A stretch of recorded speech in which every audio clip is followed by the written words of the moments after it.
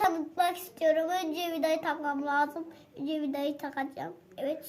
Burada delikler var. Deliğin içine takacağım şimdi. Olmuyor. Oldu. Böyle mi takayım? Hayır, çevir. Heh. Olmuyor bu. He böyle. Böyle mi baba? Gördün mü? Evet. Dur. Bak.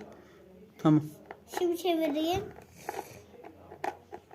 Çeviriyorum. Ama böyle olmaz ki. Ay. Yan yana takayım. Oldu. Baba oldu.